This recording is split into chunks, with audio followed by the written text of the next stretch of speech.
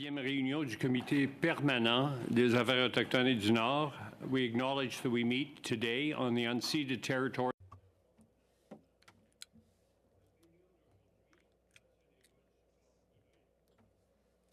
in a hybrid meeting today. Outline a few rules to follow. You may speak in the official language of your choice. Interpretation services are available for this meeting in French, English, and Inuktitut. You have the choice at the bottom of your screen using the globe icon of either Floor English or French. Please select your language now, and if interpretation is lost during our meeting, please let us know and we'll try to fix it right away. Before speaking, please wait until I recognize you by name. If you are on the video conference, please click on the microphone icon to unmute yourself and those in the room. Your mic will be controlled as normal by the Proceedings and Verification Officer. S'il vous plaît, adressez vos interventions. Please address your interventions to the President. Speak slowly and clearly, and when you are not speaking, your mic should be on mute. With regard to a speaking list, the committee clerk and I will do our best to maintain the consolidated speaking order. I have just one housekeeping matter before we start. The next study, as you all know, as per motion adopted on November 21st, 2022, is a study of improving graduation rates and successful outcomes for Indigenous students, also known as the Education Study. Please, a reminder to submit your witness lists, organized by priority and by party, to the clerk at by noon on February the 8th. That is this Wednesday. So therefore, we will now begin our fourth meeting on our study of Indigenous languages, and pursuant to Standing Order 108 brackets 2 and the motion adopted by the committee on November 21st, the committee is resuming its study of Indigenous languages. Today, on our first panel, we welcome Ronald Ignace, who is the Commissioner of Indigenous Languages, who is with us in person. Welcome, Commissioner. We will begin today by providing you with opening remarks for 5 minutes, after which we will start with a question period to you. So if you are ready, the floor is yours for the next 5 minutes. Testing. Am my mic on? Is my? Yep. Cook settle per Elias nog een settle per schooleintelmen as sulchaichtelmen stemmen koch zo ach as knuchentem Saltgenskoch as lilstem kokoltens in dem tmichs as genwatlens as bochens as lats as sets as the lax.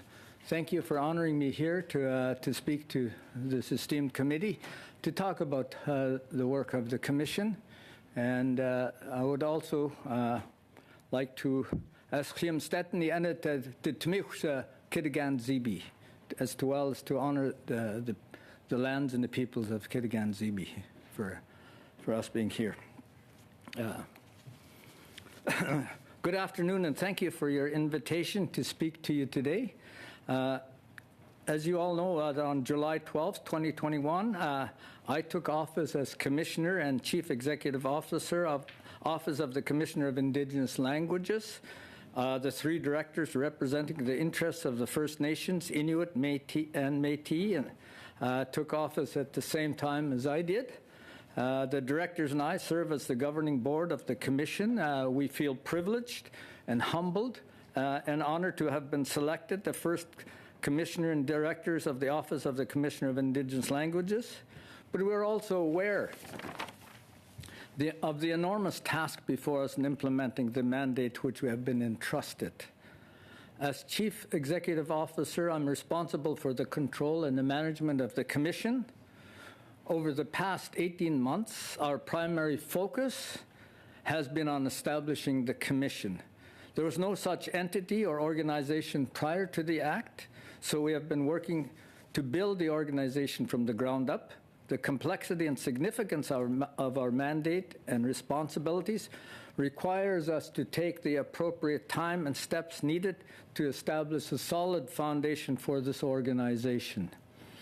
We're also working on long-term planning and strategies and have begun baseline research to better understand the status of Indigenous languages in Canada and the funding in place to support language revitalization, strengthening, and maintenance. We expect the Commission to be fully operational and staffed by this summer. The Indigenous Languages Act is clear that the Commission is an independent entity. The independence is critical to the integrity and credibility of the Commission. It is what ensures we can mandate freely, objectively, and without undue influence. By the end of July of each year, the Commission must report on a number of things, including the use and vitality of Indigenous languages in Canada, the adequacy of federal funding provided by the federal government, and of particular interest to this committee, the implementation of the Indigenous Languages Act. The Act also sets out the requirement for 2 statutory reviews. The first is a 3-year preliminary review of the Act and its administration and operation to be commenced by the Senate of the House of Commons or both houses of Parliament. The second is a 5-yearly review requiring the Minister of Canadian Heritage to initiate an in-depth review by October 1st, 2025, and within every 5 years thereafter. Again, this will include a review of the Act and of its administration and operations. Although the Act received royal assent in June 2019, the provisions of these reviews did not come into force until some time later to allow time for the implementation of the Act. We understand that much like the impacts on the establishment of the Commission, the COVID pandemic has also impacted the Act's implementation. Given the timing of the first review will commence soon after October 1st, 2023, there's potential that the implementation of this Act will be studied by 4 separate parliamentary entities within the year or so, including by this committee. We intend at this time that the statutory reviews are underway beginning in late 2023. The Commission will be in a better position to provide an assessment on the implementation of the Act. Kuksjatjalp. Thank you, Commissioner. We'll now proceed with the first round, each speaker having 6 minutes, starting with Mr. Melillo for 6 minutes.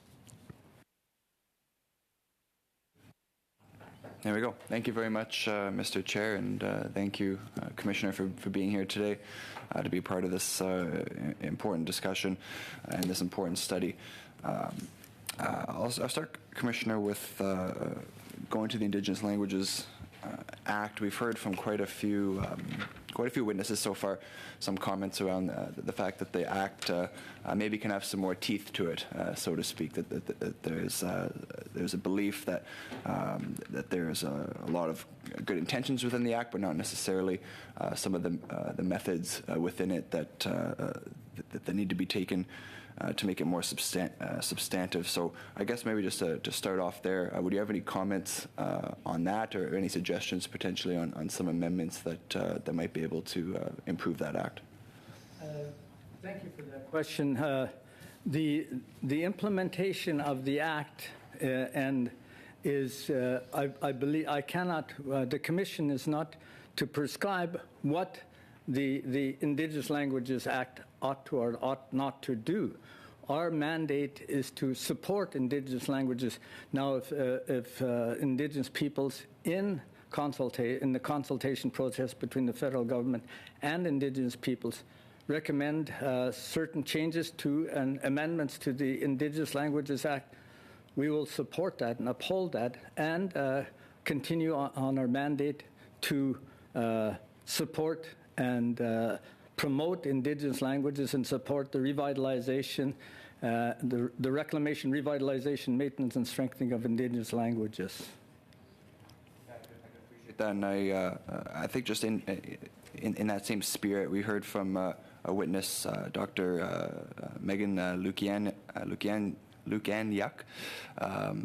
She had said that, in her quoting her words, as of right now, for our nation, there has been no positive impact of the passing of the Indigenous Languages Act.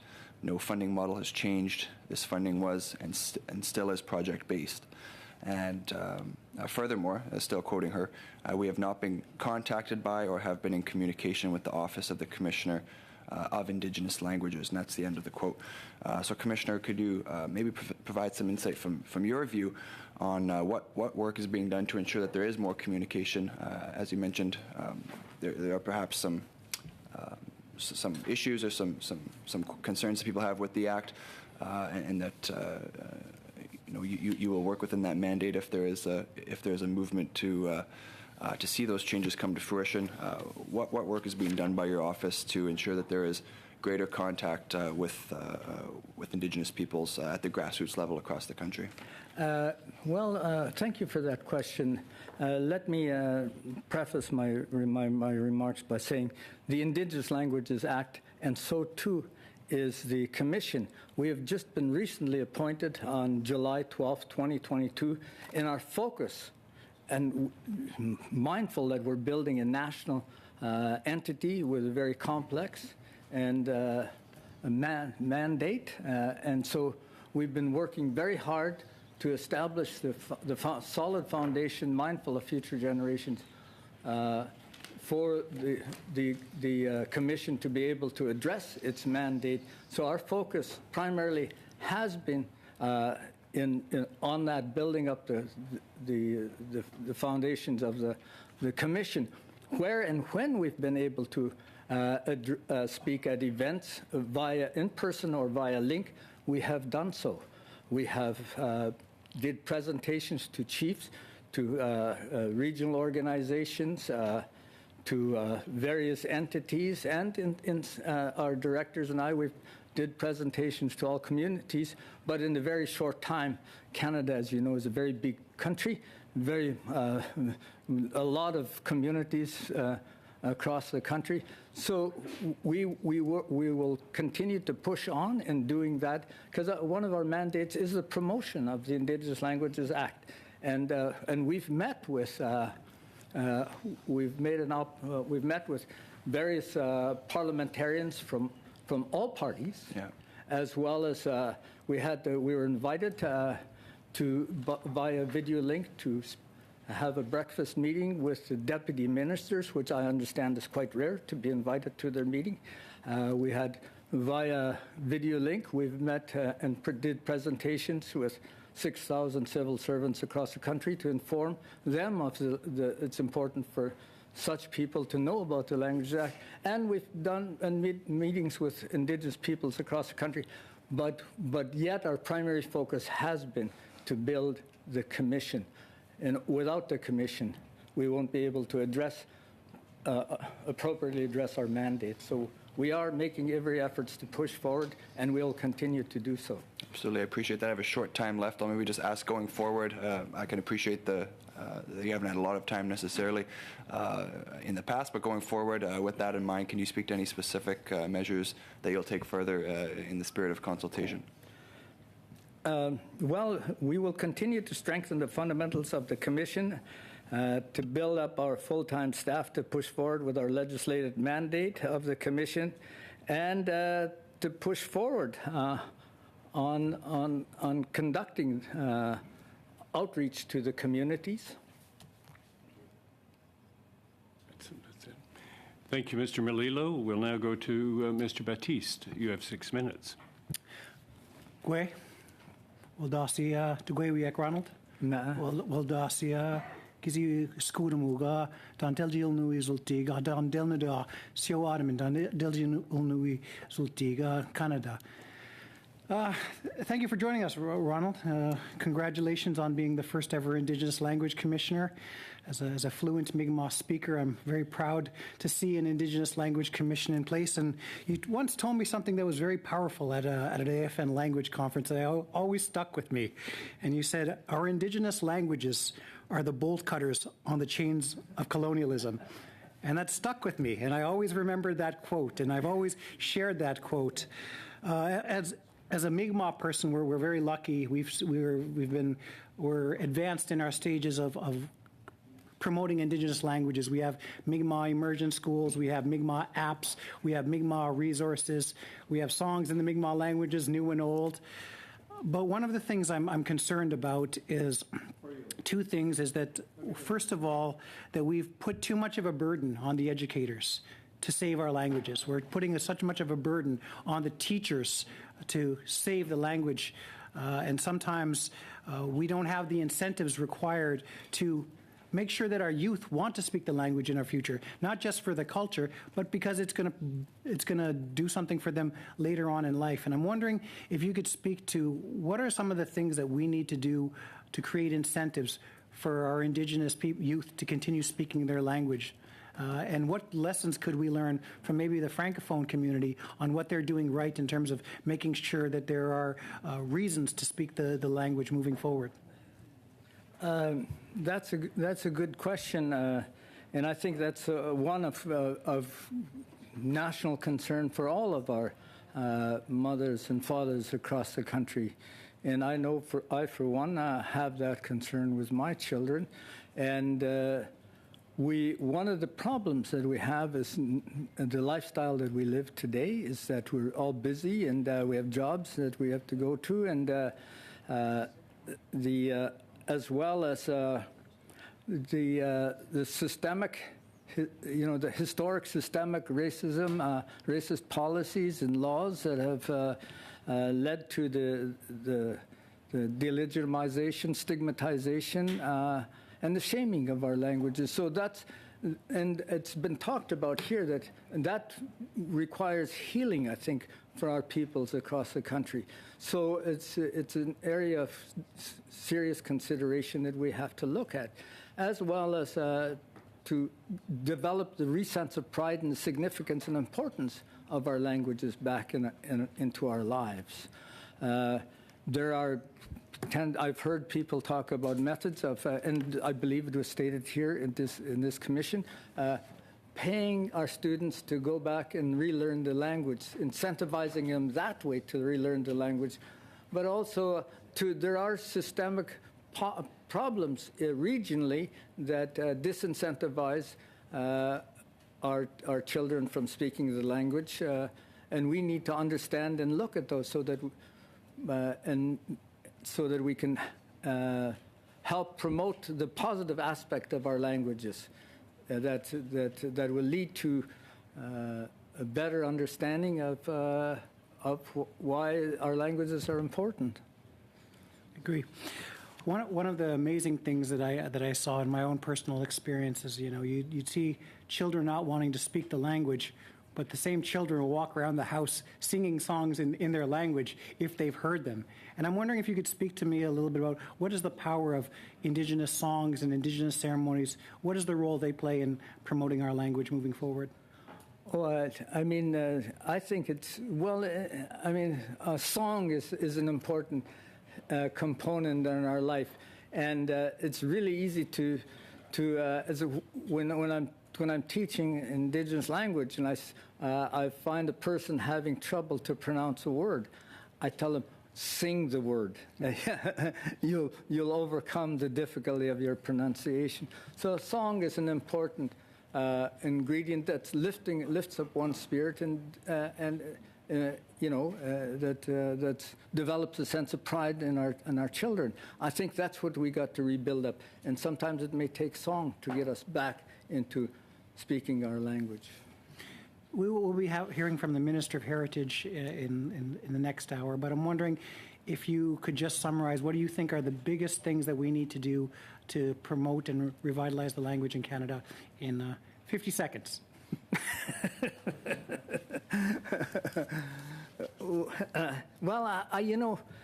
Realistically, we're a pivotal point in this country, and I'm really proud and honored to see that Canada has listened to our calls for an Indigenous Languages Act, and that it has been given royal assent by all parties, and I think that's a good start there, and it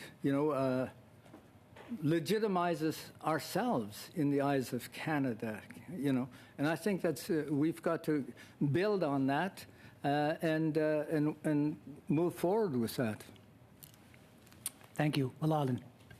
Miigwech. Thank you, Mr. Baptiste. Nous irons maintenant à Madame Gill. We'll now go to Ms. Gill for 6 minutes. Thank you, Mr. Chair. Thank you, Mr. Commissioner, for being here with us today. Of course, we know that the office of the Commissioner is a part of the Act. And so we will have a review every 3 years of this Act, but people are really interested in its implementation. So I know you've said that there's lots of work, and I agree with you, but I'd like some more details. More details on what's been done up until now. You said the office will be fully staffed this summer. And we've been working on this for about 2 years now. And you have several missions. Firstly, promoting Indigenous languages, of course. Supporting the revitalization, the maintenance, and the strengthening of these languages. I'm looking at page 6 of the Act, 6 to 10. And of course, the support of governments to promote and support these languages. And then the funding for research, amongst other things. So I thought very quickly we could go through these different points to see what activities have been implemented. If there is something great, if not, that's okay. Just to give us a general idea of what really has been done on a tangible level by the Office of the Commissioner of Indigenous Languages. And those are things that we can include in our report.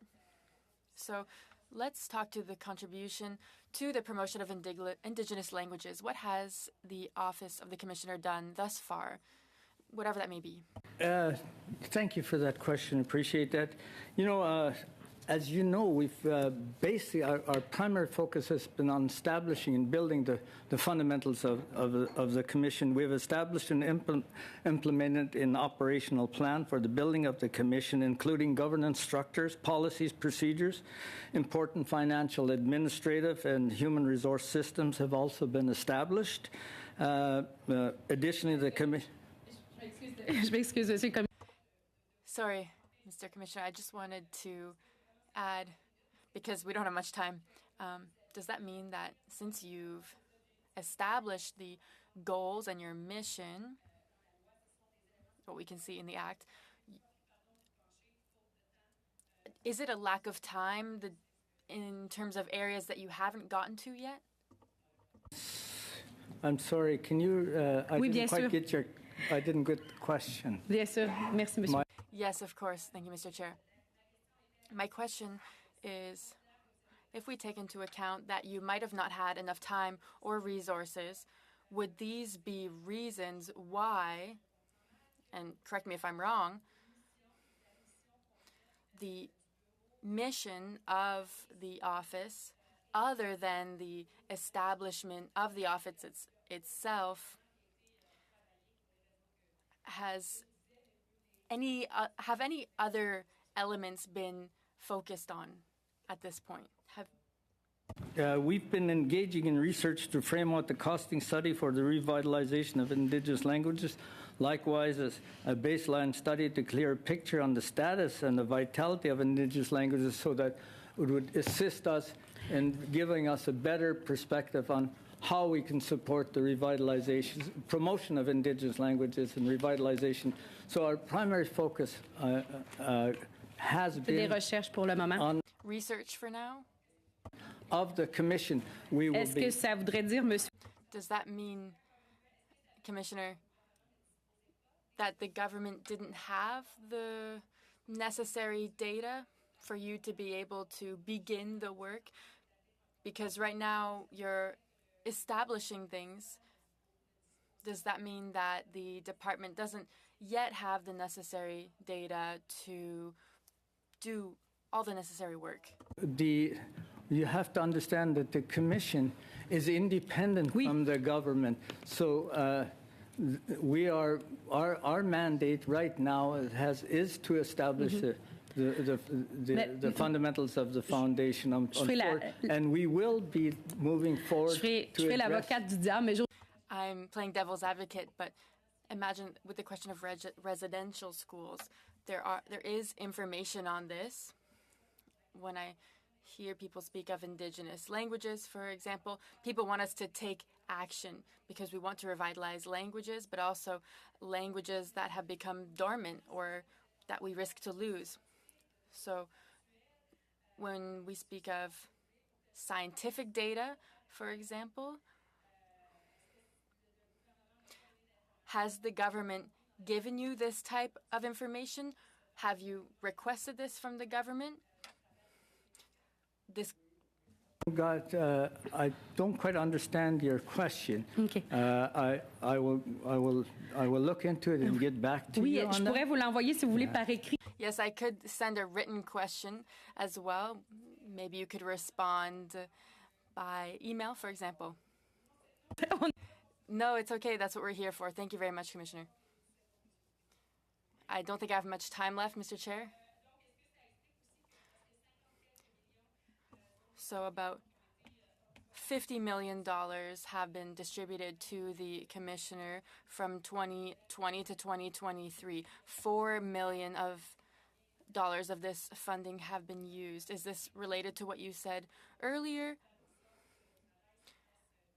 Do you think that this money could have been used to ensure that the work gets done quicker? The Commission is unaware of any explicit analysis that has concluded and pinpoints numbers. The Commission's credibility lies on fact and analysis. The number is only one. In any event, the number is only one part of the issue.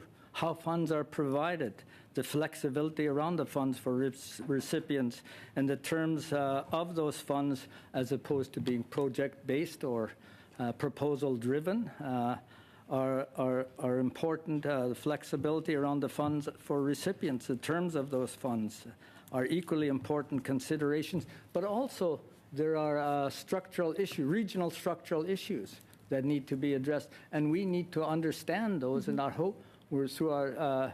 Je parlais, Monsieur le Commissaire, vraiment.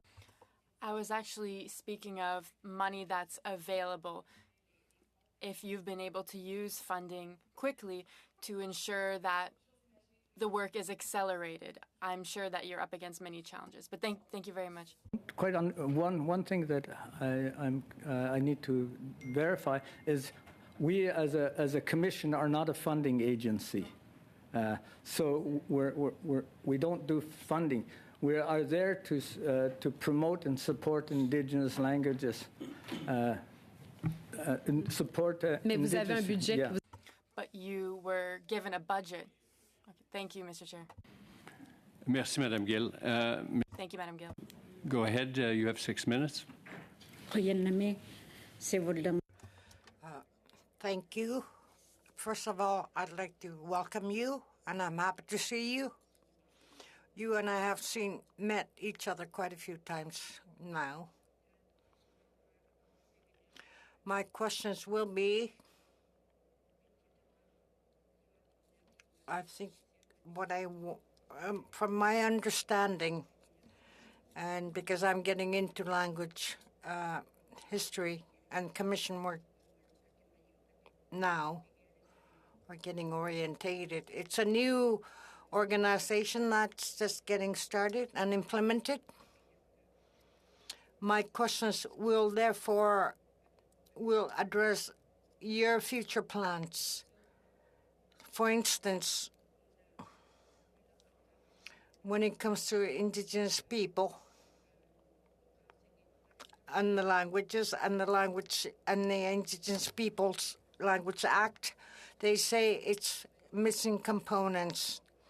They do not have protection rights of their Indigenous languages. We have no protection rights. Have you considered protection rights for the Indigenous languages in Canada? And have you considered whether Indigenous people and languages and their language can be supported more now than they were before, because we do not want to lose our language? Thank you for that question. Well, you're talking about more our indigenous languages supported.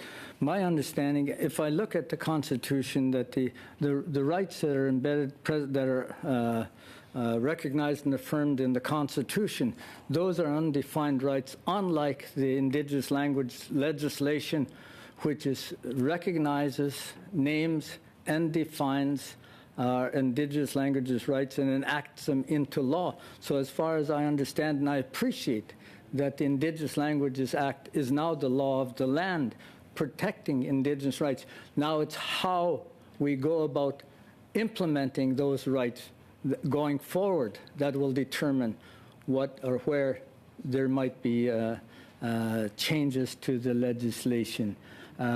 My position is that let us not allow the perfect to be the enemy of the good. Regarding the United Nations Declaration of the Rights of Indigenous People, UNDRIP, it states that Indigenous people have the rights, and Canada has supported this UNDRIP. Under Article 14, it states that Indigenous peoples and their languages shall be taught in the school system if they wish to. When you look at Article 14 under UNDRIP, have you looked at how policies and programs might address that in Canada? As I stated, we are building up, and we will be looking forward to those issues as to how it impacts the work of the Commission, and will be and using those as guiding principles on how we conduct our work in the promotion of Indigenous languages and the supporting of Indigenous peoples going forward. I know I haven't got much time left, but one question I have. I support the work that you do, and the Commission is very important. I support you. If you could tell us the problems that you and challenges that you may have encountered in the beginning, how can we be more supportive to make sure that your work is a success? How can we further support you to make sure that your work goes smoothly? And what would you recommend that we do to help you go smoothly?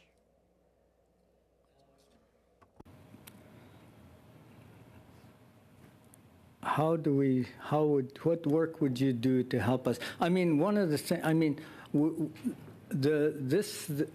listening to the presenters to this committee here, we find it. I found it very important in informing us about what the people on the ground are thinking, and we will be looking to the government and how they implement the process and procedures they're going forward to in the implementation of the Act. And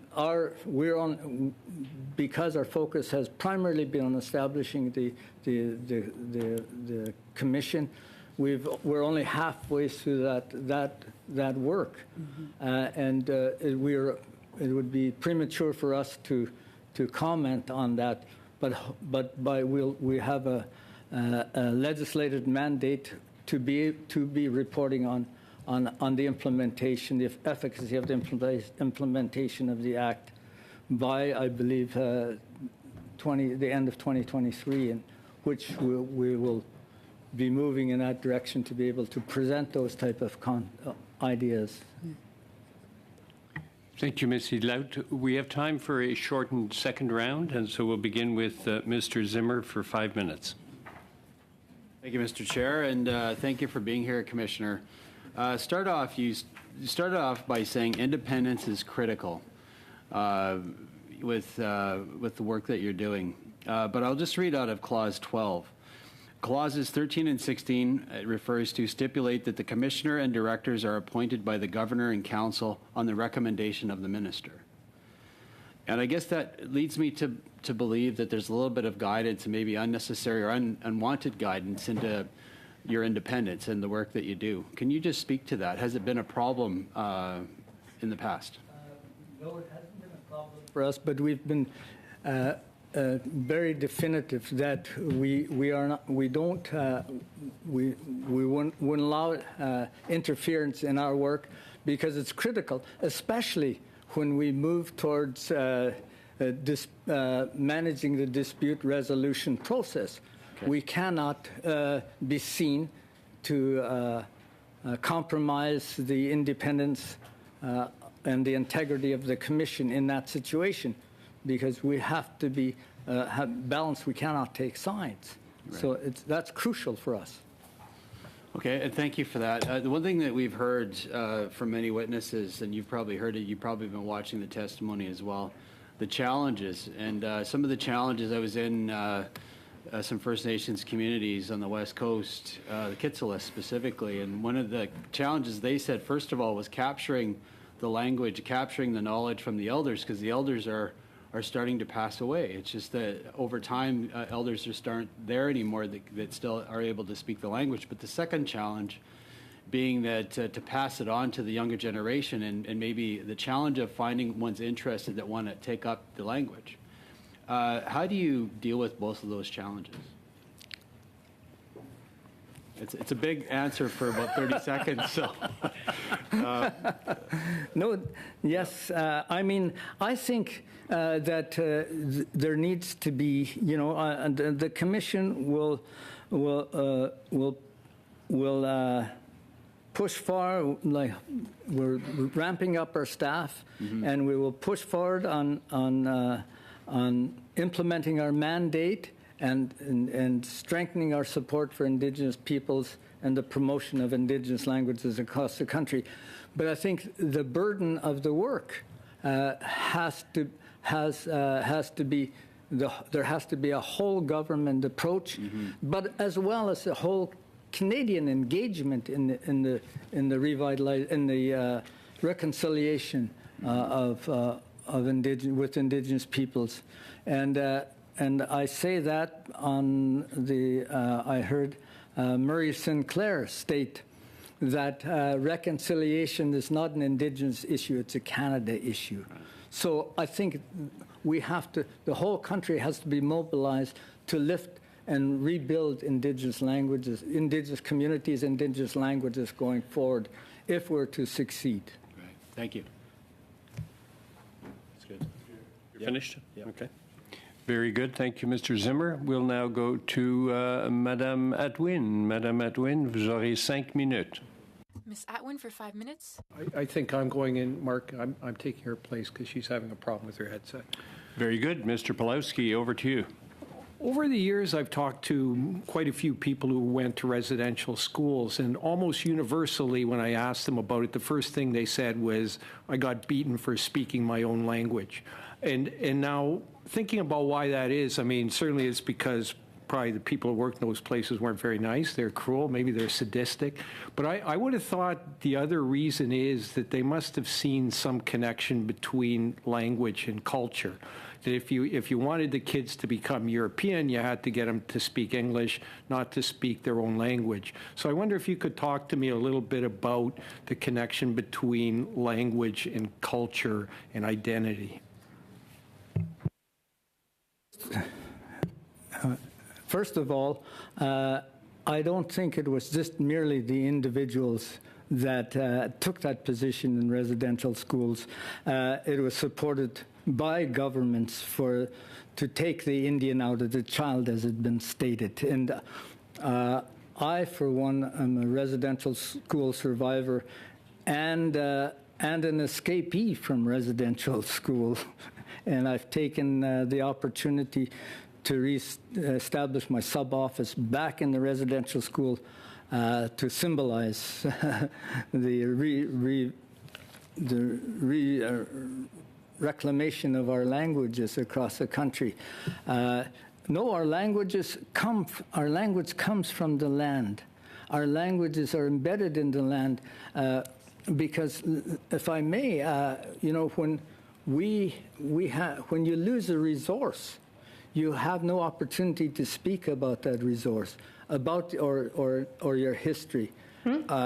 So our languages are connected to who we He probably are. won't need it anyway, son. I beg your pardon, somebody has their microphone on. Please turn off your microphone. Excuse me, Commissioner, please continue. I lost my train of thought. I thought I may have. If I misspeak, and I Gentetnis geschwet pusmens nennens koklul daikens snenslias en schechlem jukium esel chaichtel min stemi kuchis ach. I apologize if I cause anybody any heartache. I'm just here to try to best explain what the Commission is trying to do to support the reclamation revitalization of Indigenous languages. Your question again. Well, following up on that question, and you kind of started to talk about it, how close a connection do you think is there between the language in the land, and how much is relearning the language something you can do in the city in an urban environment? How much do you have to be back on the land? Oh, I lived in the city for a while in Vancouver, and I left after I ran away from residential school. I went and stayed in Vancouver, but I went home. I think all our people go back to their home, and they have the opportunity to learn about and engage in the traditional practices that we have. And I know we have people from the city come to our community to engage in our traditional games, to engage in our traditional ceremonies and cultural practices in our funeral services. And there's where that is. So there's always a connection, a deep connection between our language and our culture, our lands, and our customs and traditions. It's indivisible. Thank you, Mr. Pawlowski. Nous irons maintenant à Madame Gill. We'll now go to Ms. Gill for 2.5 minutes. Thank you, Mr. Chair. I'd like to come back to the study, because I think that we're not focusing necessarily on this enough, though I know that culture and language is so important. I'd like to get back to consultations. You said that you have spoken with ministers, with parliamentarians, but this mission needs to be accomplished in collaboration with First Peoples. So I'd like to know if you have had consultations with First Nations, be it chiefs, organizations, councils, and how much consultation have you done in Quebec?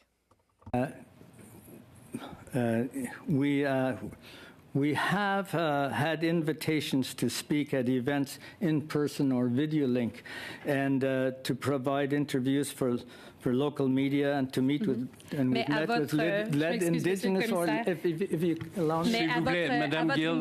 Ms. Gill, please, if you could just let the commissioner finish his thought. You're interrupting him a lot, so I just feel he's not answering my question. Yes, but please let him finish. I only have 2 minutes. Yes, but you're speaking for the majority of the 2 minutes, so if you could please let him finish. When we've had the opportunity and time, because of our focus once again, has been on, you can understand, we're building a complex organization here, and it's not an easy work to conduct. It takes a lot of effort and time, and we want to do the right thing. Yes, we've met with Indigenous organizations and Indigenous chiefs, and and engaged with communities wherever and whenever we had the opportunity to. Mr. Chair, excuse me, but I have to interrupt you because I would like to know who was consulted, and if you consulted with people in Quebec, and were these requests from your own initiative? And again, if you had consultations in Quebec. We've again.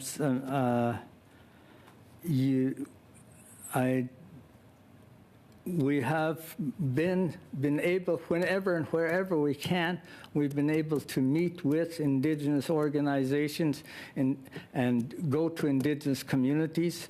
Our Métis, our Inuit representative is from northern Quebec, and he has met with and spoke with Inuit people in Quebec. But we are not in a position to fully engage with communities at this stage. We have to.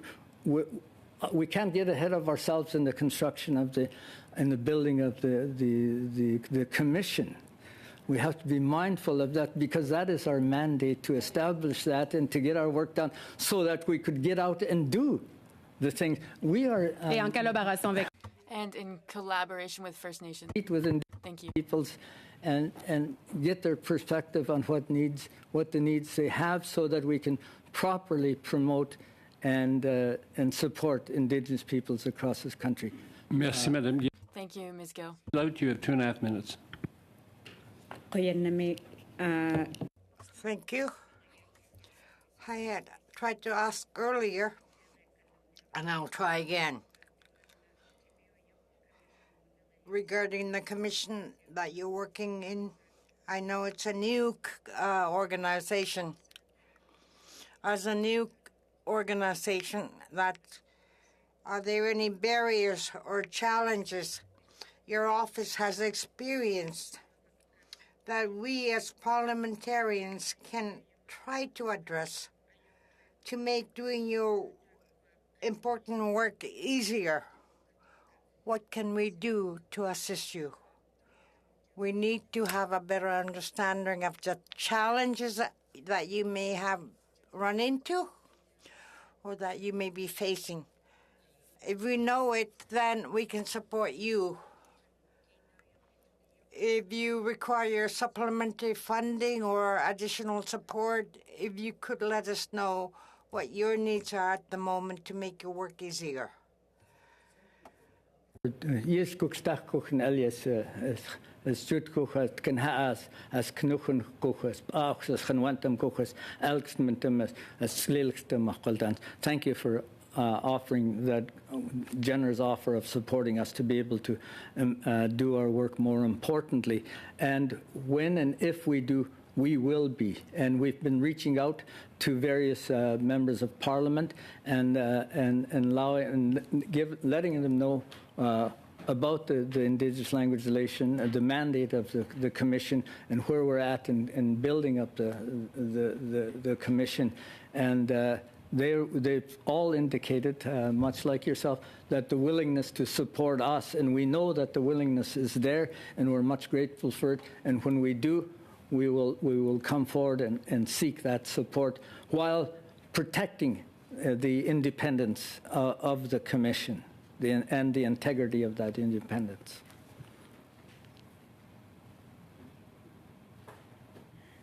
Thank you, Ms. Sidlaut. This brings our first panel to an end. I would like to thank you, Commissioner Ignace, for coming today and to providing us with opening remarks as well as answering our questions. As you can see, we're very interested in the work that you are doing and realize that you're setting up shop, but we're eager to see how things develop in the coming months and years. So thank you very much for taking the time to come today. No, and I'm very grateful for the work that you're doing. And like I said, the witnesses that have come forward and made statements here we're going to be reviewing that, and it will be very helpful in informing the Commission on how to better do its work going forward. We're grateful for that, and thank you all for your interest. And let us strengthen that interest going forward by a whole government approach and in engagement of all Canadians in this work, because it's going to take a whole Canada approach to be able to revitalize and strengthen Indigenous languages that have been under attack for the last 500 years. It's going to take long, hard work to accomplish that objective. Thank you, Commissioner. For the committee, we will now suspend briefly as we await the Minister of Heritage for our next hour. Thank you.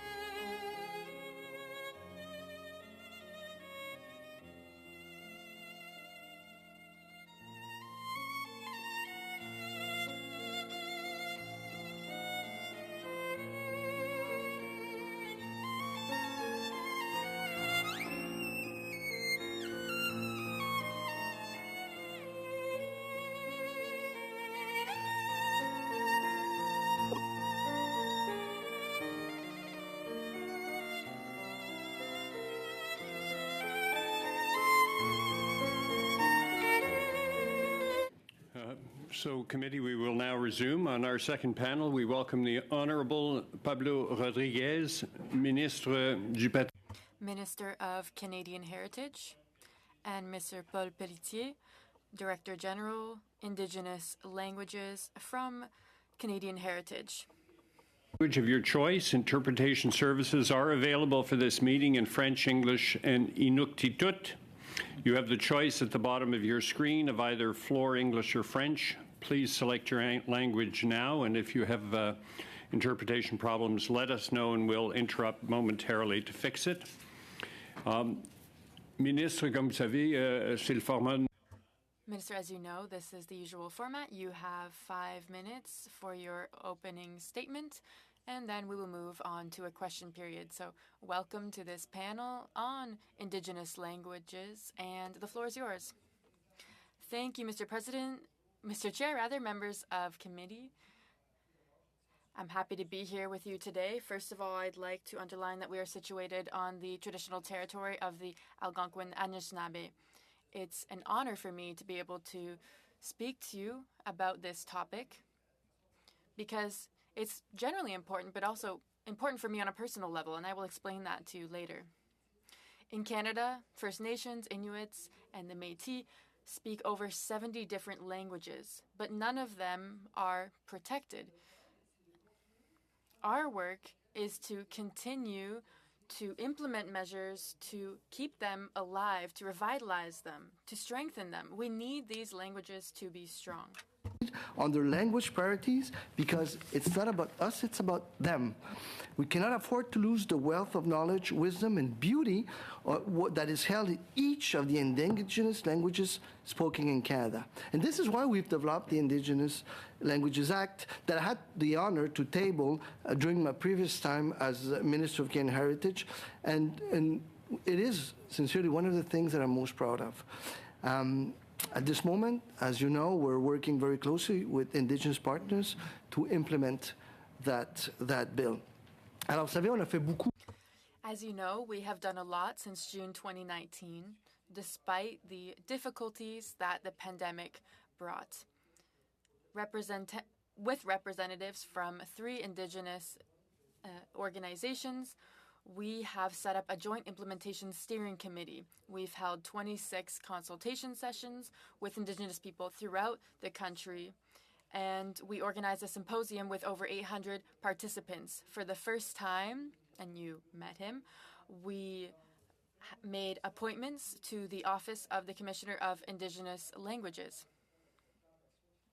And we've also been supporting the International Decade of Indigenous Languages with a national action plan. In Indigenous languages, in particular, I know how important this is. We're working with Inuit partners to identify pilot projects that can help us develop regulations for access to federal services in Inuktitut. We have established a cross-government steering committee that will work towards this goal as the Act intends. Et depuis le début du projet de loi, on a financé. Since the beginning of this bill, we have funded many community Indigenous projects, even more than before, and so everything has been sped up. We went from only 180 projects in 2018-2019, but we've then moved up to over 1,000 funded projects in 2022-2023. And, Mr. Chair, this number continues to go up. In increasing funding, we've been able to support all Inuit and Métis language projects that were eligible since 2020, all of these eligible projects. And this is thanks to investments from budgets 2019 and 2021 that totaled $840 million over 7 years, and about $118 million each year thereafter. So it's not enough because there is great need, but we can compare that to only $5 million in 2016-2017, so big progress. Consistently told us that funding for Indigenous languages must be long-term, stable, and predictable, and we agree. They said that the processes for receiving funding must be Indigenous-led, accessible, responsive, timely, transparent. We totally agree once again. So what do we do to make this a reality, to make it happen? We've already been working with communities to take their lead in decision-making and to increase flexibility in our funding. We're also working in developing new distinction-based funding models being implemented this year that would better meet the respective needs and goals of the communities, no matter where they live across the country. And this will allow for long-term funding agreements with Indigenous governments, organizations, and communities. And this will also put funding decisions in the hands of Indigenous peoples, ensuring that they can make the decision based on their specific and unique priorities. And so far, we have also been able to support 6 innovative agreements through sections 8 and 9, and we're working on more. Et malgré, je termine là-dessus, Monsieur le Président, malgré Despite the bleak picture that these statistics have painted for us, saying that Indigenous languages are threatened, there is a lot of positive, too. There's a glimmer of hope. For example, since 2016, the number of Indigenous people whose first language is not an Indigenous language, but can still speak one of these languages, has gone up by 7%. So these are Indigenous people who have learned an Indigenous language. Much progress together, but there's definitely a lot of work to do. So it takes years to properly implement a lot like this one, and we're definitely committed to this journey in true partnership with our colleagues and friends from across the country. So I'm ready to take your questions, Mr. President, Speaker. Thank you, Minister. We'll start with Mr. Vidal for 6 minutes. Thank you, Mr. Chair. And thank you, Minister, for being here today and having this conversation with us. This is an important discussion. I just want to drill into a couple numbers that I've been digging through in the last few days and just see what you can offer for explanation on some of those. Although the Act wasn't passed till 2019, there is some history in the program of funding. And when I go back over the program from 2018-19 all the way through 21-22, there's a significant amount of money each year, and that number grows every year in what is called transfers. It's transfer payments. And for example, in 21-22, out of a total of $113 million in this program, 105 of that was transfer payments. Do you know where all those transfers went? I did some digging today, and I can't find where that went. And my question is really around: is that getting to these programs on the ground, or is it stuff happening in Ottawa? Is it is that money actually getting? Because we've heard from a number of witnesses that are saying they're struggling to have access to enough dollars to kind of do the work they want to do. And I personally would love to see this money getting to those people that are working on the ground, so to speak. Thank you, and I totally agree with you. And it is the case, as I've mentioned before. Now we're up to about 1,000 projects, community projects, that are financed by Heritage, but in collaboration with our Indigenous partners. They are part of the process approving the projects. It's not us saying, oh, we know what is good for you and what is not. So they're part of the decision, and the money is definitely going to them. So would you be able to provide a breakdown of that money for us? Could the department provide that to us going back a couple of years for us, even if you went back to, say, 2019-20 and broke down those transfers for us? Sure. Let's say at the implementation of the bill in June 2000, we voted in the Royal Assent June, and then it got into effect in August, I think. That's right. Yeah. Yeah. Sure. With pleasure. Yeah. If you could do that, that'd be great for us as we do our report, and just to see where that money is being spent, and then we can account for some of the comments made by other people. Sure. In the program. You talked about the bill being passed in June of 2019, and we just heard from the Commissioner of Indigenous Languages in the hour prior here that he hopes to be up and running. He hopes to be fully up and running this summer, I believe, was kind of his target. So we back when we looked at Bill C-29, one of the patterns or one of the things that we were challenged with is the time frames on kind of getting the work done. And so my question for you is simply, this was approved in June 2019. We're now coming up on February, or we are in February of 2023, and he's still And I think in his words, I think he called it setting up shop. He's still working at setting up shop. And I guess my question for you is that, do you feel that's an appropriate time frame? If we're going to make an importance on reconciliation, if we're going to make an importance on languages, that seems like a long time to actually kind of get the aspects of the bill that seem very important up and running. We would all love to see things go faster. I fully trust the commissioner. I think we're lucky, and I think it's a privilege to have Ron Ignace as the commissioner and the directors. I had the chance to go to the United Nations with Mr. Ignace, and I spoke in front of the United Nations on Indigenous languages. He was there.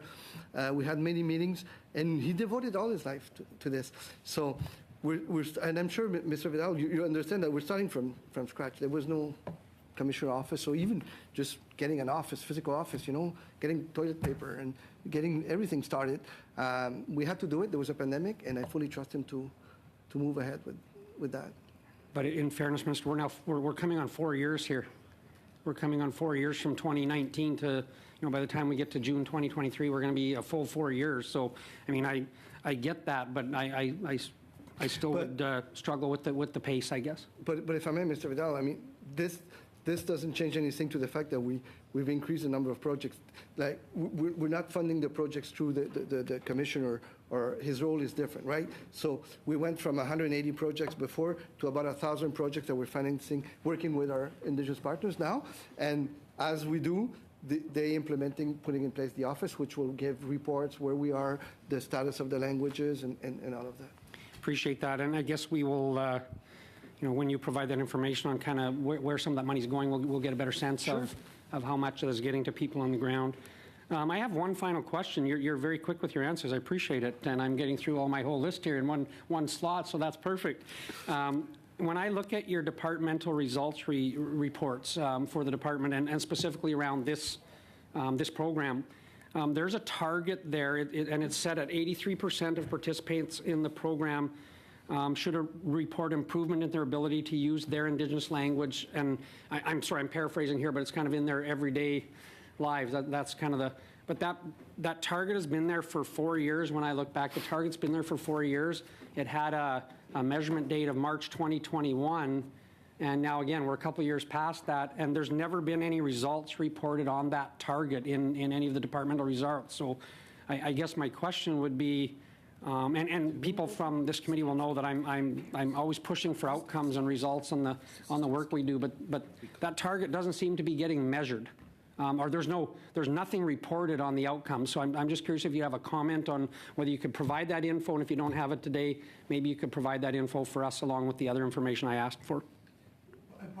Very good question. Part of that information will be gathered by the commissioner also, because he has to say where the status of the implementation, where we are, the needs, and the status of different languages. And Statistics Canada, it's every 5 years.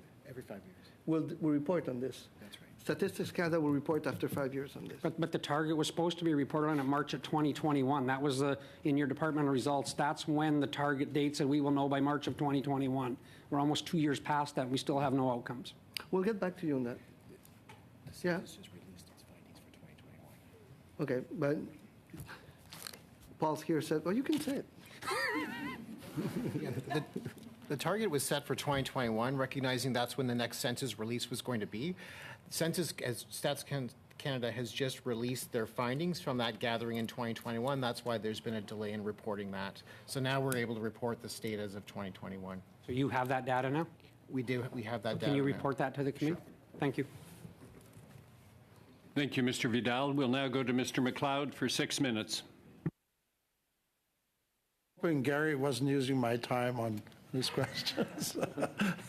Very interesting discussion, Mr. Chair, on this Indigenous language study. And I want to say masicho to Minister Rodriguez for appearing today to speak on this very important topic.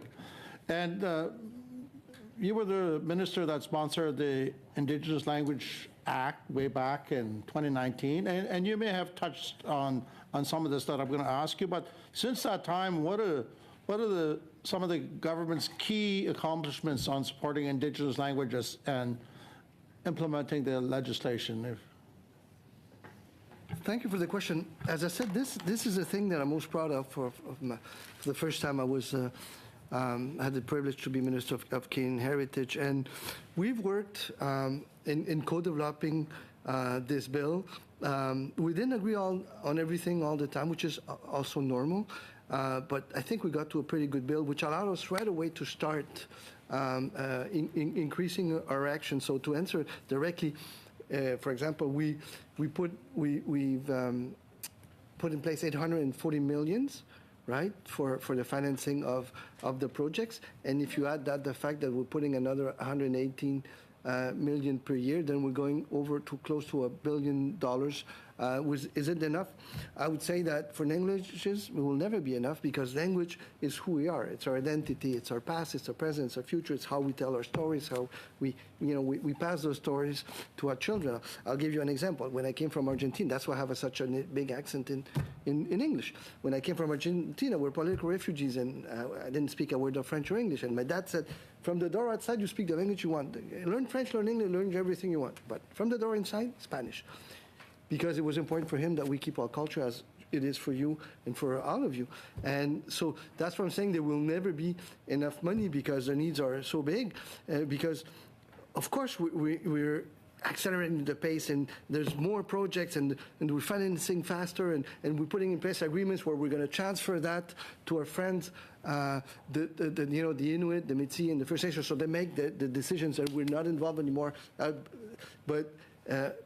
But there's so much to do in that, because I think we have to bring this to another level. It's not only teaching the language, it's also eventually having more music in Indigenous languages. It's having more books in Indigenous languages. It's having more television shows, more music, more movies at the movies theater in Indigenous languages. I mean, that's my dream. That's what I hope for. We have to start somewhere. I think the start is not that bad.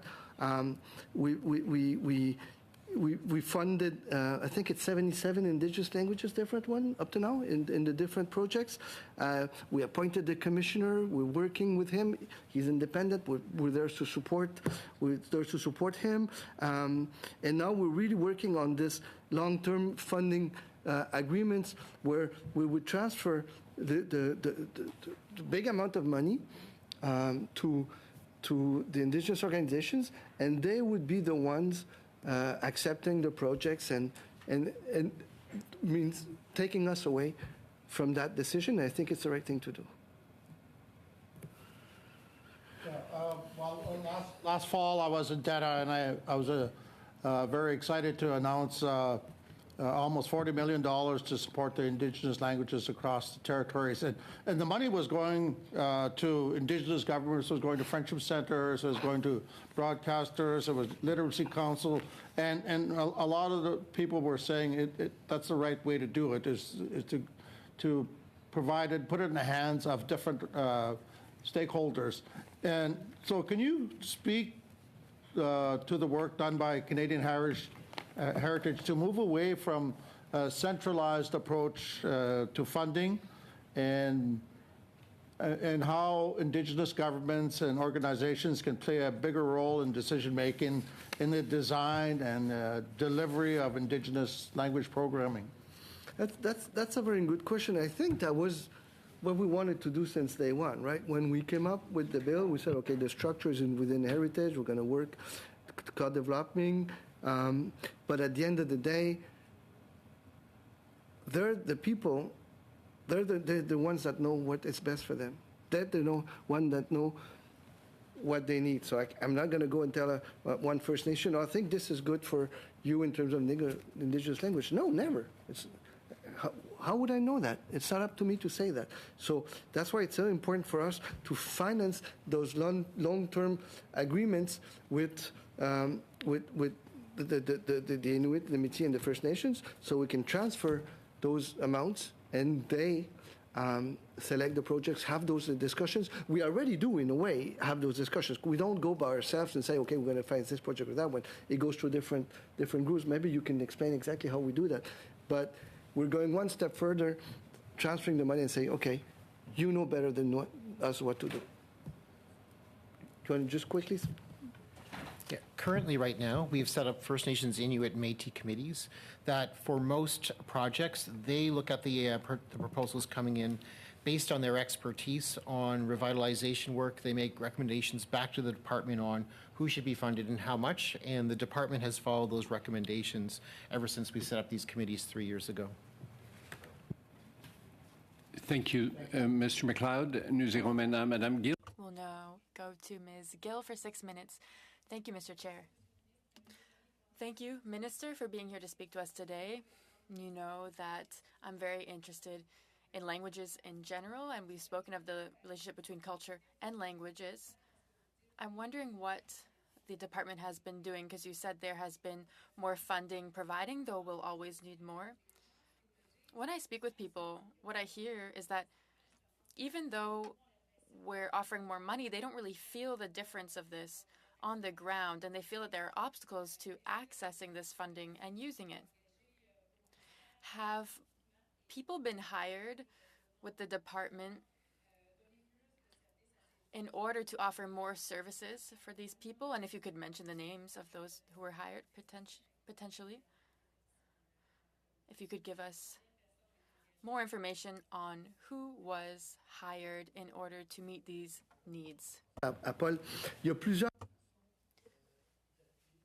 There are several ways that we can support strengthening and protecting Indigenous languages. First, through the law.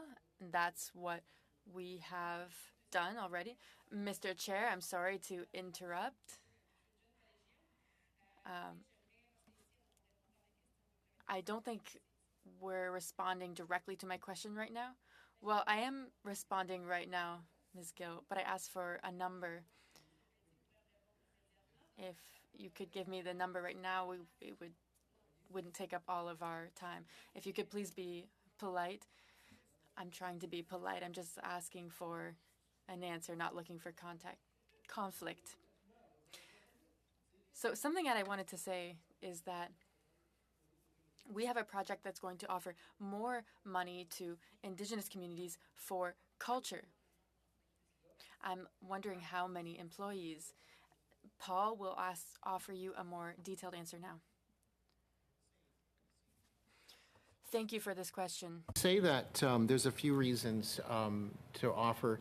One, every single year for the last 5 years, we've seen increasing demand for the program. So funding has increased year over year, but demand has exceeded that. And so what happens is we are oversubscribed.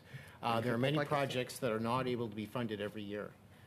In terms of your questions, has there been more resources? We did receive an increase in money in budget 2021 to support more projects, and we received some extra human resources to process that. Merci, Monsieur Pelletier. Merci. Thank you to both of you. If you have numbers, you can send them to the committee.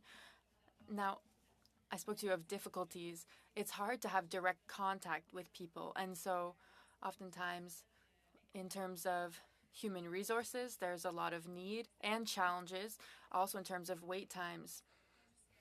Sometimes it can take up to 11 months or a year for people to get the support that they need.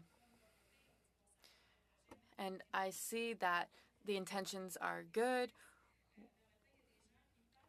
There's so much money being offered. There's different projects, but different organizations are looking for different resources. For example, I've spoken to an organization in my region who needs more resources. And so I'm wondering if that's something that we should be looking into more to ensure that people have access to the funding that's available to them. And then another subject, Minister, the question of dormant languages. So we can take the Huron-Wendat. This is a language that is no longer spoken.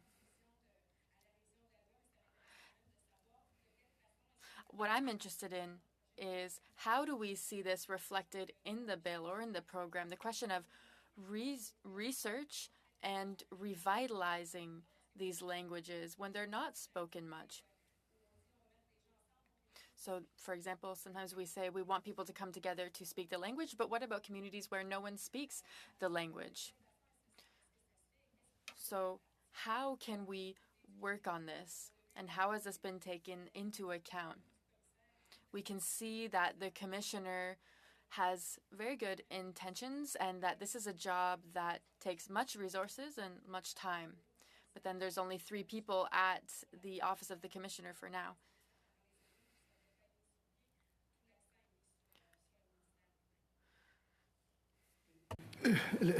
Le commissaire, c'est... The Commissioner is independent. I know that the Commissioner is doing all that he can, and I greatly admire him. He's a wonderful person. In terms of funding, I'm surprised by what you say. For the group in your region, for example, we'd be happy to look into what we can do for them. Now, we want to increase the number of speakers of a language, but sometimes there's only 1 to 5 people who still speak that language. I've seen this in many different provinces. So what do we need to do? Well, first of all, it's in their hands to find the solution because it's their language that they're bringing back to life. But we can do this through education, but also through things like dictionaries and pronunciation classes. Yes. Now, there's other departments who have spoken to me about this, have spoken to me about research and the issues that they have. I know that other departments are doing a lot of research, though, on Indigenous languages. Thank you very much, Ms. Gill. Now, Ms. Eidlaut for 6 minutes. Thank you. If you would put on the earphone, I will be speaking Inuktitut. I speak Inuktitut. Today, as we talk Indigenous languages, I am going to speak Inuktitut, my language. We all understand and know that the people that were sent to residential schools have a lot of pain, have a lot of healing. There are 13 communities in Nunavut. Their schools were managed by federal government, and they hired churches and other agencies to manage. In Chesterfield Inlet, since 1951, Sir Joseph Bernier Federal Day School was the last, and the residence itself, Kivalliq Hall, was closed in 1999 as the last residential school in Nunavut. In Nunavut, there are 13 communities. They tried to do away with our culture and our language by bringing us to residential schools. From 1951 to 1977, for 46 years, they tried to destroy our language and our culture and to make it. There are 42 schools in Nunavut, from preschool to grade 12. The elementary schools, they teach English language, and we have 1 French school in Nunavut, but we do not have an up to grade 12 an Inuktitut school. We do not have Inuktitut curriculum or courses up to grade 12. I'm asking you, Canada, can Canada, Government of Canada, provide to 13 communities to teach Inuktitut language inside of Nunavut? We feel that you could also teach the language and the culture of the Inuit. For 46 years, they tried to do away with our language and culture. Can you reply, please? Absolument. Merci de. Absolutely. Thank you for your question. What was done to Indigenous peoples, especially the Inuit, is horrific. They uprooted people, prevented them from speaking their own language. And like I said, language is our identity. It's the way that we transmit our history to our children.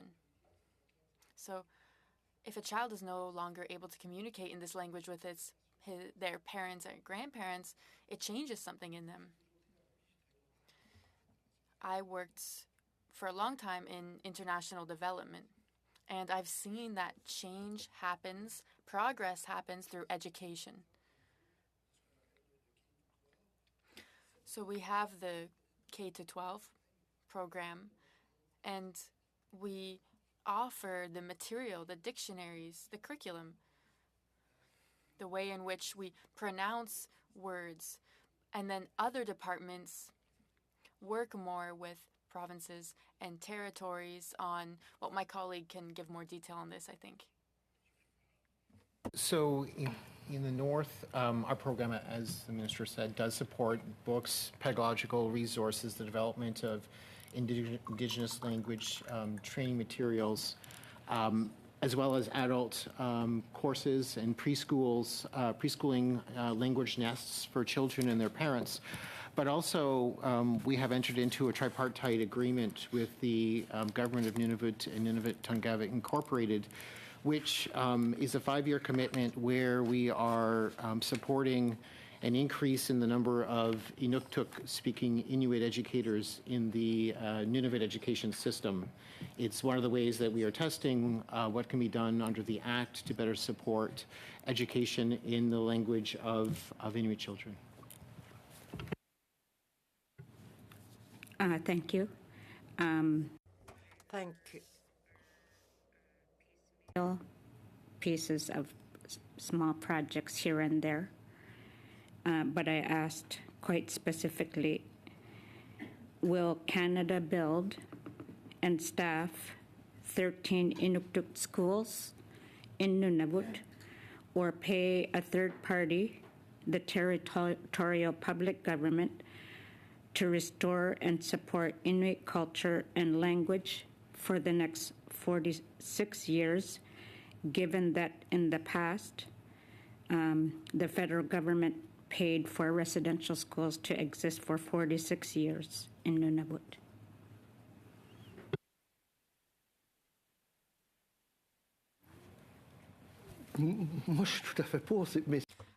I would support this, but it isn't my department, so I can't speak for my colleagues.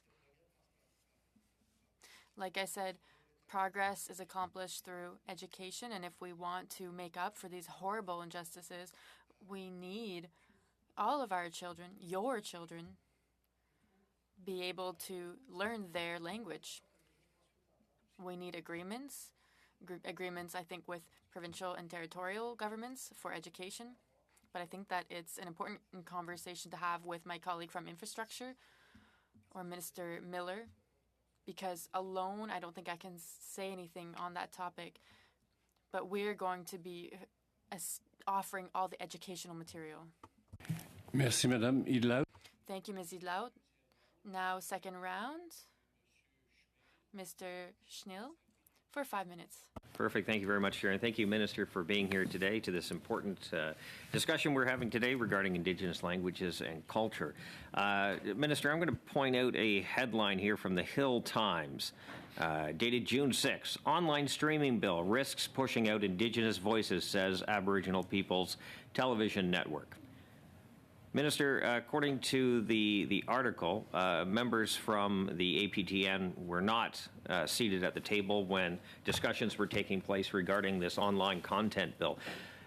Given the fact that you, according to the National Post in this article, are rejecting the Senate's amendments to Bill C-11, including this clause in the bill, that one senator described as giving extraordinary new powers to the government to make political decisions about things.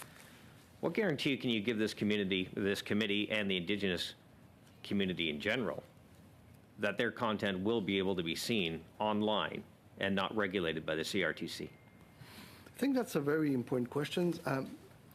It's important to mention that we've been working with Indigenous partners, with APTN, we've been discussing with that, consulting with them.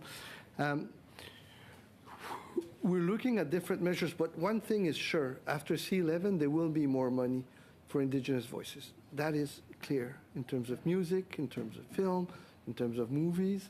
The bill is there for that, actually. We're asking the streamers, the big players that we all love. I have it at home, Disney, Netflix, Prime. We're just asking the streamers to contribute to Canadian culture so we can use that money to support different voices like Indigenous voices. So there will be more money for them. As for the amendments, to answer your question, I don't know. I'm not going to reject any amendments that has an impact. Those that may have a negative impact on the bill, we'll see which one. But I want to thank the senators because they did an important work on this. I'm sure that we'll be able to support a lot of them, but we're not there yet. According to the National Post headline, Liberals won't accept any Senate amendments that impact online streaming bills, says the Heritage Minister. That was February 2nd. We still have an issue about online streamers, about those that are creating content in their communities, local content, Canadian content that want to have the ability to have their voices heard. Many people in this testimony through the Heritage Committee, I'm sure you followed that, as did your team, were raising concerns about voices being able to break through the government barriers. Again, aside from money, most streamers aren't asking for money. Most streamers are saying, we can do the job, just get out of the way. Are you going to change your mind and start accepting some of these Senate amendments that appear to improve this absolutely terrible bill? Well, I have to disagree. I think it's a very good bill, and actually the world is watching Canada. I'm having conversations with counterparts in Europe and Australia because they may follow the same path because it's about our culture, right? And our culture is also who we are as a society. And we don't know yet which amendment we'll accept. I'm sure we're going to accept a lot of them. I mean, they were well thought, and there was a lot of work. I had the chance to appear at the committee. I know colleagues from the Senate did a very good job, but sometimes an amendment may go against the intentions of the bill. If that's the case, then we may not be able to support it. We'll see. We're not there yet. But okay, I do appreciate that. I am short on time. Well, you are right. The world is watching, Minister. Mm-hmm. The bill, according to this National Post article, caught the attention of the United States. Its embassy in Ottawa recently said that it's holding consultations with U.S. companies that it's concerned Bill C-11 could face discrimination if the bill passes. In fact, 2 U.S. senators just last week called for a trade crackdown on Canada over Bill C-11. So yes, the world is watching, but is the government listening? There are legitimate concerns raised in committee from witnesses with impeccable backgrounds that are saying this is a step way too far. And now, according to this article, you're saying that the government is not going to move on these Senate amendments after one of the longest studies in the Senate in recent memory. It is the longest study. There was a lot of filibustering by the Conservative Party. That's why. So you're saying there are 20-some-odd amendments that the Senate did put forward. You are rejecting all of them? No, never. Never said that. But the article, so you're saying the article is wrong? No. Yes, there will be a lot of amendments approved. I guess we don't know which ones yet, but there will be some that are approved. But if an amendment has a negative impact on the bill or the intention of the bill, we cannot accept it because the intention, and also the intention of the House, 2/3 of the House voted in favor of that version of the bill and went to the Senate. We have to take that into consideration. Mr. Chair. Yes, go ahead, Mr. Baptiste. I thought that we were talking about Indigenous languages here. We've kind of gone off course and go into a different bill. I know that there's a Heritage Committee looking at this bill and it's in the Senate. Well, I'm wondering what's the relevance towards Indigenous languages. I'm sure, Chair, as my friend ahead, knows, Mr. Schmale. that my time I can ask whatever questions I want, but also it is going to the Indigenous languages, which we have APTN saying that their voices are not going to be heard and going to be affected by this. So that's the relevance. So, Mr. Schmale is right. There is a wide latitude in the questions that are asked, and there is an indirect link to Indigenous languages with respect to C-11. So I'll allow it, although there's only about 15 seconds left. Okay. So I was back to APTN. They are concerned their voices and their product is not going to get out to the ears and eyes that want to watch and listen to it. What guarantees can you give this committee that that will not be the case? Because it's the intention of the bill, it's the objective type of the bills to give more room for Indigenous voices. So we'll make sure that it's more discoverable, and we'll make sure that it's better financed. But we have to move on. I mean, the Bloc supported, the NDP supported, the Liberals supported. You guys filibuster it. Now it's time to move on. Thank you, Mr. Schmale. We'll now go to Mr. Weiler for 5 minutes. Thank you, Mr. Chair. I'd also like to thank our minister for joining the committee today for a really important study that we're doing right now. And a couple questions came up today related to some of the Indigenous languages that are most at risk, because we know Indigenous languages across the country are very much at different statuses. And throughout this study, we've really heard about the urgency of acting right now, because many of these communities have few remaining language speakers, and they're doing their best that they can to capture this knowledge. But in many cases, it's a race against time. And so, Minister, I was hoping you could speak to how the government is working with those communities. And I have one in my riding as well, where the future of the language is very much threatened right now, just so that we're able to address the pace of implementation so that we can not only save the languages, but be able to strengthen and revitalize them for future generations as well. Thank you for that important questions. Of course, I said it at the beginning, such an important bill cannot be realized overnight. But the fact that there was so much work done in the process, the fact that there was so much discussion and collaboration. I remember meeting with my friends, the Métis, the Inuit, the First Nations here in other cities. I went to Iqaluit. We had meetings in New York while we were there at the United Nations. And again, we didn't always agree on everything, which is normal, but we agree on the fact that we had to put a robust bill and that we had to be able to start very quickly. So the second the bill was adopted, again, Royal Assent June, then put in place in August, then we're starting increasing the level of funding. But more importantly is that we put in place structures where we would work with an Indigenous counterparts and colleagues because we didn't want PCH to be there and say, okay, send us projects and we'll be the ones analyzing this and you guys have nothing to do. Quite the opposite. We have different groups that work with us, that will vet the projects, groups that know their own reality, that know the people that presented the project. So through that, I think we're in a good spot. We can always do better, but I think we're in a good spot where we can keep increasing funding the project. I said about $840 million since the implementation of the Act, $118 million ongoing. And community projects like on-the-ground projects which make a difference in the daily lives of people. And the objectives, I think we all have. I don't see how this bill could even be politicized or partisan. It is about, which is very important, revitalizing, protecting, promoting Indigenous languages. And as I said it before, I gave my example on how important it was for my father and my family to keep Spanish. I'm so proud to have kept Spanish. I can talk to my daughter in Spanish. I can go back into Argentina and speak to my mother who's there and my uncles and others in my language. That is equally important for all of us.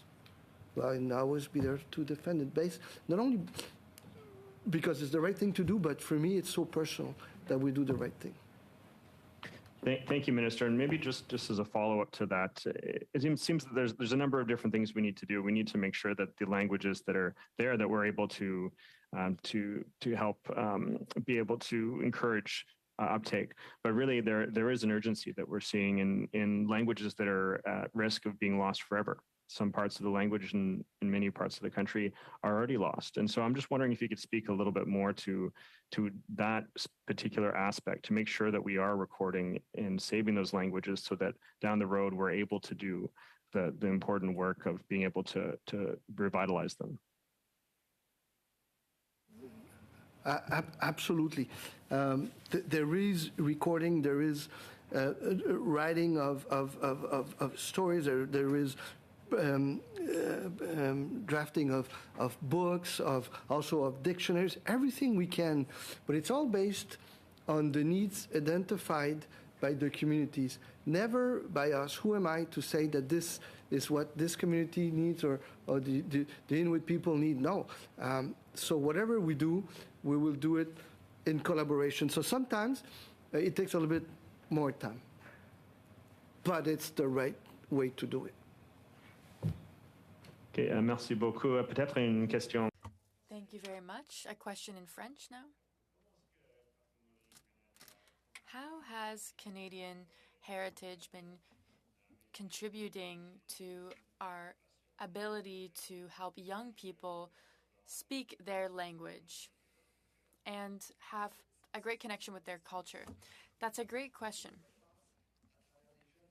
A lot of this is done through young people, and I've seen that young people have a great desire to speak their language and to be able to say, I speak the language of my ancestors. I can speak to my grandmother, my grandfather in their own language. And so we have to allow them to have this experience. For example, there are programs that allow us to have direct translation for tweets with Indigenous languages. There's immersion activities that help young people that are separate from just these educational courses in a classroom. We can also work with music, recording music in Indigenous languages. There are lots of young people who are Indigenous and music producers. So those are the type of things we want to do. Thank you, Mr. Weiler. Ms. Gill, 2.5 minutes. Thank you, Mr. Chair. Of course, collaboration is very important. As you said, Minister, I know that the Office of the Commissioner is independent. That's understood. You said that right now they're doing some studies in order to learn more about the current situation of Indigenous languages, over 70 Indigenous languages, like you said. I'm wondering, with the department, have you taken a look at what has been done by the department and its outcomes, and are you making sure that you're not repeating work that's already been done? Have you been working with the commissioner and the department? Thank you for your question.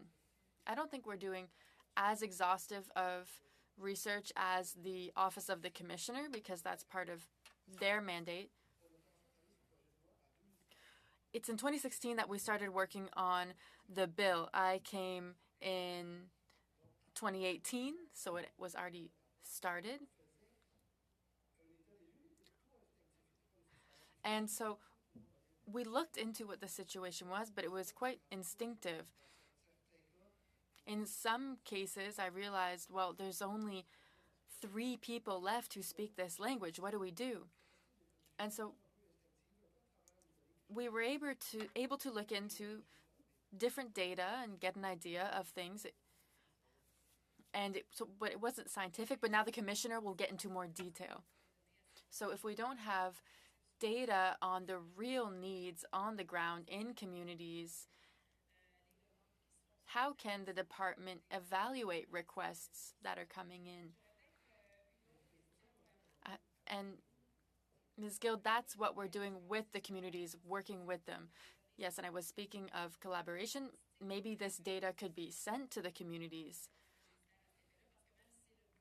Because even if the Office of the Commissioner, because I'm sure that this is not all your work, this is one part of the bill, but if we look at Section 5 of the Act, this is the Minister of Heritage's responsibility.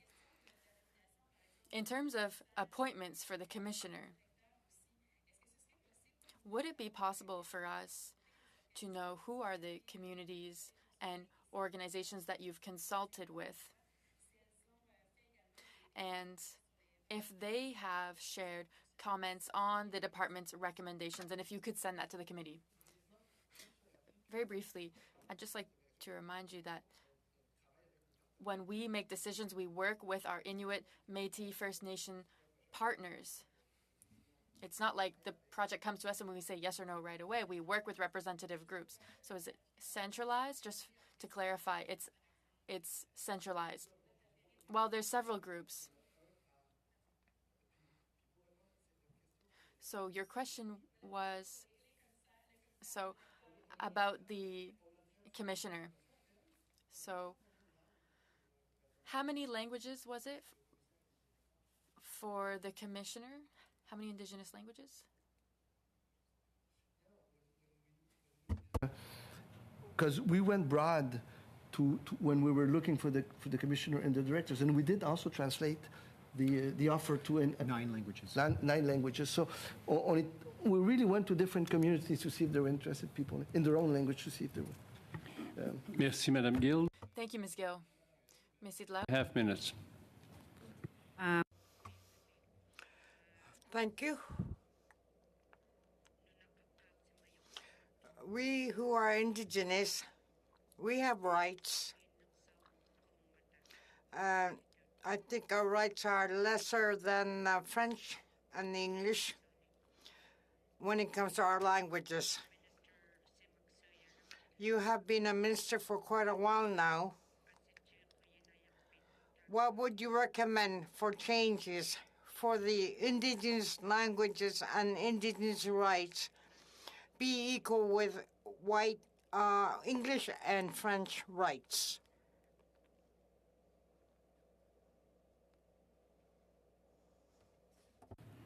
Je pense qu'il y a quelque chose. I think that there is something that we could do better, and that's in terms of service provision, because there are Indigenous languages rights. I'm thinking of Section 35 of the Constitution. These rights are not defined. We don't define them. It's you who define them.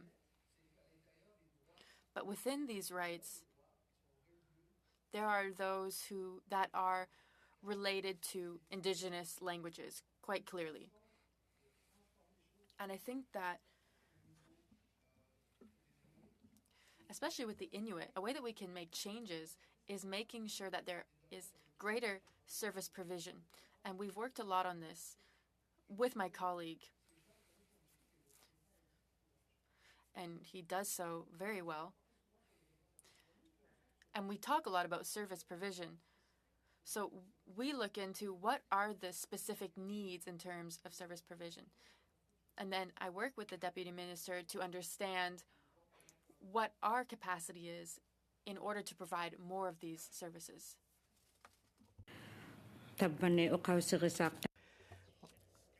Under Section 35, it appears that Indigenous rights do not have a lot of rights. We have rights in Nunavut, Language Protection Act, and we have official languages in Inuktitut. Not enough people who work for Service Canada do not speak Inuktitut, nor does Canmore staff. There are many Inuit, 85% Inuit in Nunavut, who speak Inuktitut only and expect to be served in their language, but the federal government employees do not speak Inuktitut to provide the services, even under that section.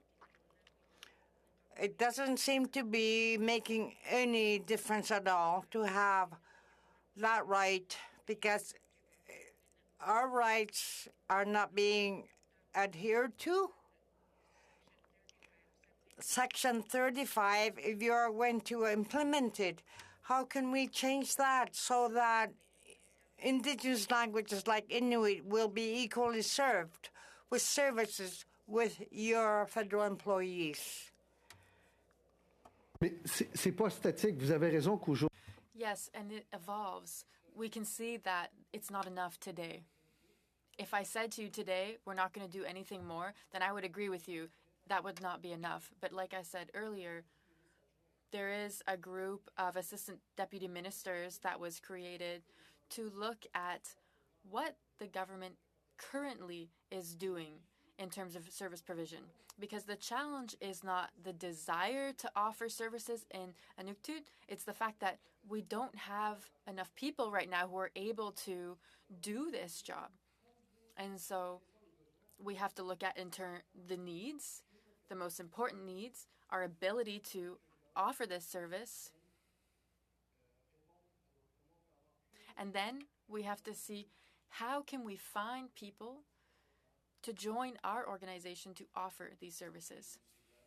Thank you, Ms. Idlao. Complete round number 2, but given the time, we're going to have 3 minutes for a Conservative intervention and 3 minutes for a Liberal intervention, starting with Mr. Vidal.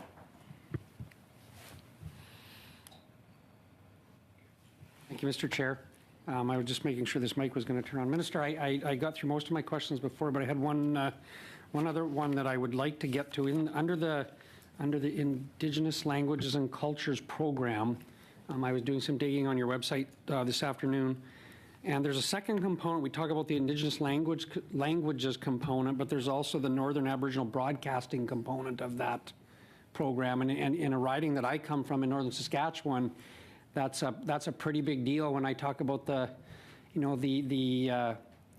radio stations in many of these northern communities. It's a huge mechanism for them to communicate, and I think in the context of Indigenous languages, it's also a mechanism of maintaining and enhancing. And so I was just curious to maybe get a bit of information, your perspective on the importance of those, and possibly how some of those small community radio stations that are frustrated with their ability to exist. I mean, the cost of existing in that context is really, really difficult. And if there's any advice you might have for them to, better access this and how we could support them in that perspective, if that makes sense.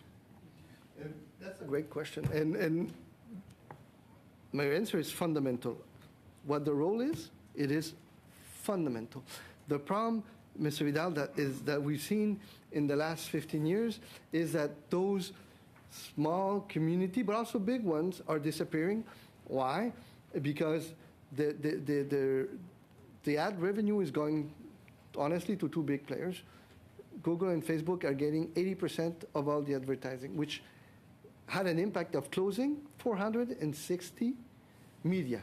Small radios, small, big papers, local, CD. So the solution, we put in place a $50 million program to help local media outlets.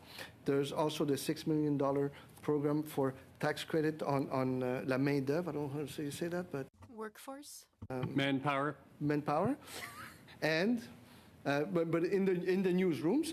And also, there's another bill. You'll be happy to know, Mr. Vidal, C-18 that's coming, that will ask the big tech that are receiving $8 billion out of 10 to contribute to those small newsrooms. Yeah, when you talk about those numbers, though, in fairness, Minister, I don't think those little Indigenous language radio stations in a small remote community were generating a whole bunch of ad revenue. In fairness, I mean they're just trying to survive, probably on grants and probably on, honestly, on fundraising in their own communities, right? So when you talk about those big numbers, I'm guessing that you're using much larger numbers relative to a national stuff, not specifically to this Northern Aboriginal Broadcasting component for these small Northern Indigenous language community radio stations and stuff. I think you're talking a bigger picture, and I would rather you focus just on these. It includes everyone, specifically on Bill C-18, because to be excluded, let's say, from the bill and not touched by the bill, the tech giants will have to have deals with a huge bunch of media across the country, including small local radios that will have the power to negotiate collectively. So they won't be negotiating alone. They will be negotiating with other groups, and they will will give more balance in terms of discussion. And this will allow them, as it's been the case in Australia, for example, to get more money for them. I think I'm probably out of time, right, Chair? Yes, Mr. Vidal. Thank you, Mr. Vidal. And we'll conclude with Mr. MacLeod. Thank you, Mr. Chair. My question to the Minister is regarding a presentation I heard from AFN. In their presentation on it was about languages. They talked about 82 different language groups, Indigenous language groups across the country, and they expected only 3 languages to survive if we keep doing things the way we're doing them now. And there's been a lot of activity in the last while on Indigenous languages, and it's really exciting to see. And we've heard a lot of presentations over the last number of meetings that we've had, and our witnesses all claim that investment in the language has to be on par with the French, with the English, the English language, you could go to a nice facility, trained staff. French is the same, but it's not the same when it comes to Indigenous languages. In fact, I have an Indigenous language speaker instructor that walks around in the shop with all his material in the shopping cart and parks it in the janitor's room at night. So there's no comparison. So my question, in your vision, in the government's vision, can we expect investment in the Indigenous language to be on par with the French and the English? What I want is the investment to increase, in which it already did. Now, if we say compared to English, I'm not sure what we're talking about in terms of comparison, because let's say the plan for official languages is around 500 million, I think, the whole plan. And in this case, we're close to $1 billion for Indigenous language. So it depends what we compare. What I want, and I don't want to get too much details on official language. I have my friend who's a minister there who can answer, but what I want is more money. Like that thing of saving 3 of the, no way. And since the start, we've invested, I said about 1,000 projects that touches 77 languages, right? 77. And if we can go higher, we go higher. But I think the key for us, Mr. McLeod, is to transfer the decision to Indigenous groups, to First Nations, to Métis, to Inuit, where they will sit down and make decisions based on their own needs and what's most urgent and what's more strategic to preserve the language, what's more strategic for the youth, what's more strategic on the long term. That's their decisions, not ours. So, and to be honest, the negotiations are going extremely well, and we hope to get deals next year, maybe this year? This coming year. This year, yeah, 2023, this year, which would pretty much take away all roles from PCH and give it to them, because I think that's how it should be. Thank you, Mr. McLeod. We'll have to call it a day there. Merci beaucoup, Monsieur le Ministre. Thank you very much, Minister, for having come to answer our questions, and thank you to your colleague, Mr. Pelletier, for this study on Indigenous languages, a very important study. We very much appreciate all of this. Our next meeting will be Wednesday at 4:30. Committee business next Wednesday. Thank you very much, and I call this meeting adjourned.